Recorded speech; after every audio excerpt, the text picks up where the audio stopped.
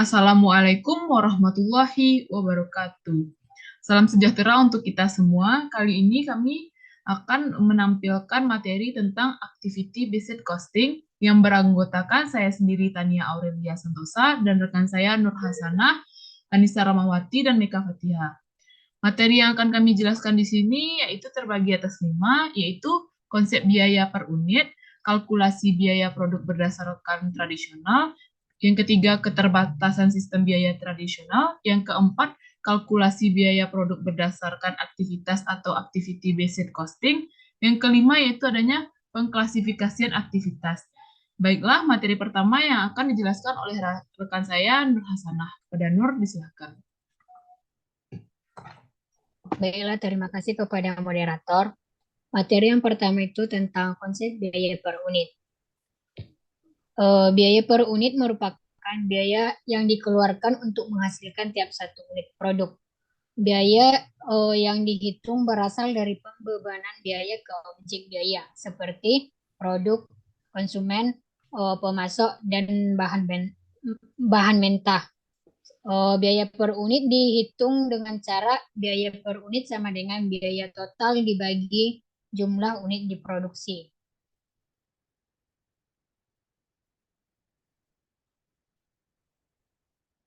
Contoh biaya per unit, jika perusahaan konstruksi membangun 50 rumah dengan ukuran serta kualitas yang sama, dengan total biaya rumah tersebut adalah 5 miliar. Maka biaya dari setiap rumah tersebut adalah 100 juta. Perhitungannya biaya rumah dibagi dengan jumlah rumah. 5 miliar dibagi dengan 50. Selanjutnya,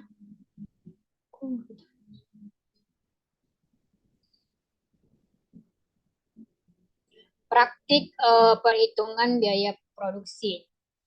Yang pertama itu yaitu total biaya. Biaya produksi ditambah biaya pemasaran atau semua biaya perusahaan. Yang kedua, pengukuran biaya. Pengukuran biaya yang dibebankan berkaitan dengan apakah termasuk ke dalam biaya aktual atau biaya tafsiran. Yang ketiga, pengkaitan biaya dengan produk, di mana perusahaan menghasilkan satu jenis produk saja. Ini tidak jadi masalah apabila perusahaan menghasilkan lebih dari satu produk, maka diperlukan cara yang tepat untuk mengaitkan biaya dari masing-masing produk yang bersangkutan. Selanjutnya yaitu mengapa biaya per unit itu penting? Biaya per biaya biaya per unit itu penting karena dapat memberi gambaran tentang seberapa efisiensi dan sukses perusahaan sehingga dapat mengambil langkah-langkah untuk meningkatkan jika diperlukan. Biaya ini juga membantu memutuskan berapa yang akan dikenakan untuk setiap produk sehingga dapat yakin bahwa menghasilkan keuntungan. Agar menguntungkan, perusahaan harus memiliki biaya per unit yang lebih rendah daripada harga jual setiap unit kepada pelanggan. Selanjutnya yaitu manfaat biaya per unit bagi perusahaan. Ada dua, yang pertama perusahaan manufaktur dan yang kedua perusahaan jasa. Perusahaan manufaktur maupun perusahaan jasa, keduanya sangat berkepentingan terhadap informasi biaya per unit. Bagi perusahaan manufaktur, biaya per unit penting untuk penilaian persediaan, penentuan laba, dan pengambilan sejumlah keputusan penting. Seperti apakah akan membuat atau membeli produk, menerima atau menolak suatu pesanan khusus, atau mempertahankan atau menghentikan suatu lini produk. Semuanya memerlukan informasi biaya produk per unit. Biaya per unit juga merupakan hal penting untuk perusahaan jasa karena perusahaan jasa harus mengidentifikasi unit jasa yang disediakan. Misalnya pada bengkel mobil, unit jasa berupa diantaranya berupa pekerjaan yang dilakukan pada mobil pelanggan. Secara individu, di antaranya servis ringan, ganti ban, dan sebagainya. Atas setiap pekerjaan, perusahaan jasa juga menggunakan informasi biaya per unit untuk menentukan profitabilitas, kelayakan untuk menawarkan layanan baru, membuat keputusan harga, dan lain-lainnya. Yang kedua yaitu kalkulasi biaya produk berdasarkan tradisional. Penjumlahan bahan baku atau BBB, biaya tenaga kerja langsung atau BTKL, dan biaya overhead pabrik atau BOP. Biaya utama atau prime cost itu sama dengan biaya bahan baku ditambah biaya tenaga kerja langsung. Biaya overhead pabrik dibebankan berdasarkan tarif yang ditentukan di muka. Tarif BOP sama dengan anggaran biaya overhead pabrik dibagi dengan dasar alokasi.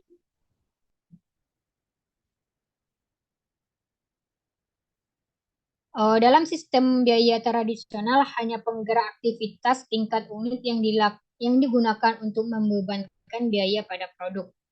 Penggerak aktivitas tingkat unit adalah faktor-faktor yang menyebabkan perusahaan biaya sebagai akibat dari perubahan unit yang diproduksi.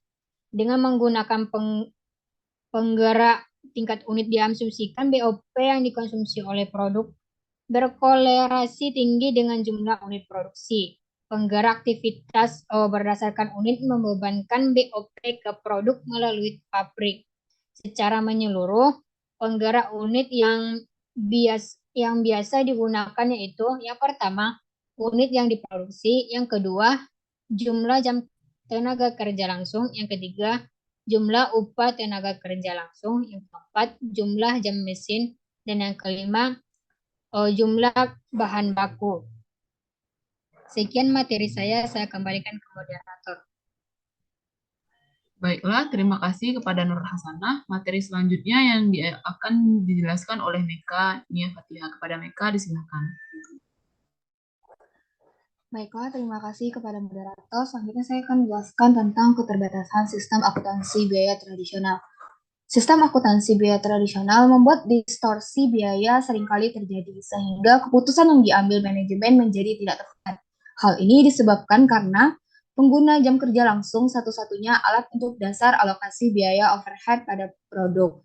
Kemudian, margin laba sulit dijelaskan. Lalu titik berat hanya pada fase produksi, tidak termasuk desain dan distribusi. Lalu yang terakhir itu biaya fase desain dan distribusi masuk pada biaya periode. Baiklah, sekian dari saya kembalikan kepada moderator. Baiklah, terima kasih kepada Meka Nia Fatihah. Materi selanjutnya yang akan dijelaskan oleh rekan saya, Anissa Ramawati. Kepada Anissa Ramawati, disilakan.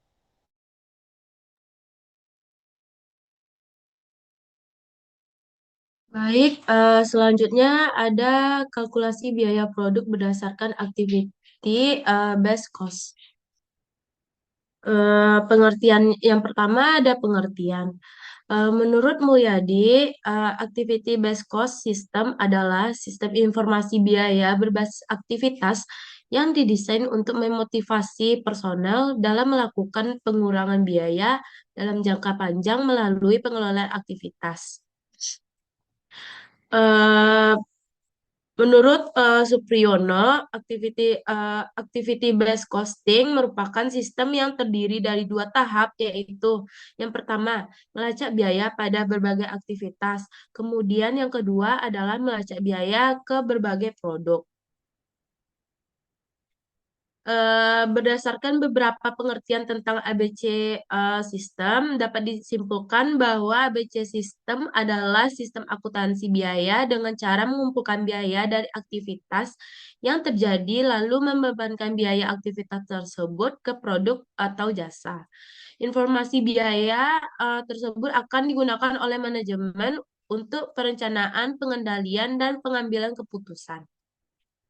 Yang kedua, ada konsep dasar ABC. Ada dua konsep dasar yang mendasari metode activity based costing. Yang pertama, aktivitas-aktivitas yang menyebabkan timbulnya metode activity based costing bahwa sumber daya pembantu atau sumber daya tidak langsung menyediakan kemampuannya melaksanakan kegiatan hanya penyebab timbulnya biaya. Ya. Yang kedua, produk atau pelanggan jasa produk menyebabkan timbulnya permintaan atas dasar aktivitas untuk membuat produk atau jasa yang diperlukan berbagai kegiatan menimbulkan sumber daya untuk melaksanakan aktivitas tersebut. Selanjutnya ada tahapan dari ABC. Menurut Supriyono, ada dua tahap pada ABC sistem. Tahap pertama terdiri dari 4 langkah, yaitu penggolongan ke berbagai aktivitas, pengasosiasian berbagai biaya dengan berbagai aktivitas. Yang ketiga, penentuan kelompok biaya yang homogen. Dan yang terakhir, penentuan tarif kelompok atau pool rate.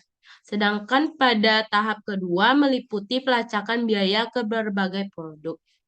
Selanjutnya, ada pun manfaat dari penerapan ABC. Yang pertama, memperbaiki mutu pengambilan keputusan. Yang kedua, memungkinkan manajemen dalam melakukan perbaikan terus-menerus terhadap kegiatan untuk mengurangi biaya overhead. Dan yang ketiga, memberikan kemudahan dalam penentuan biaya relevan. Selanjutnya, saya kembalikan kepada moderator. Baiklah, terima kasih kepada Anissa Ramawati. Materi selanjutnya yang akan saya jelaskan sendiri, yaitu tentang pengklasifikasian aktivitas. Menurut Supriyono tahun 2002 halaman 203, ada 4 kategori dari aktivitas yakni sebagai berikut. Yang pertama itu adanya aktivitas berlevel unit. Aktivitas berlevel unit ini adalah aktivitas yang dikerjakan setiap kali satu unit produk diproduksi. Besar kecilnya aktivitas ini dipengaruhi oleh jumlah unit yang diproduksi, sebagai contoh tenaga kerja langsung dan jam mesin. Yang kedua yaitu adanya aktivitas berlevel batch. Aktivitas berlevel batch ini adalah aktivitas yang besar kecilnya dipengaruhi oleh jumlah batch yang diproduksinya. Sebagai contoh biaya aktivitas tetap dan biaya penjadwalan produksi. Yang ketiga yaitu adanya aktivitas berlevel produk. Adalah aktivitas yang dikerjakan untuk mendukung berbagai produk yang diproduksi oleh perusahaan. Sebagai contohnya yaitu aktivitas desain dan pengembangan produk. Dan yang terakhir yaitu adanya aktivitas berlevel fasilitas. Adalah yang meliputi yang menopang proses manufakturnya secara umum yang diperlukan untuk menyediakan fasilitas atau kapasitas pabrik untuk memproduksi produk. Namun banyak sedikitnya aktivitas ini tidak berhubungan dengan volume atau bauran produk yang diproduksinya. Sebagai contohnya, yaitu penerapan pabrik, pajak bumi, depresiasi pabrik, pemeliharaan bangunan, biaya kebersihan, keamanan, dan pertamanan. Baiklah, sekian materi dari kelompok kami. Apabila ada kesalahan, mohon dimaafkan. Kami pamit undur diri. Assalamualaikum warahmatullahi wabarakatuh.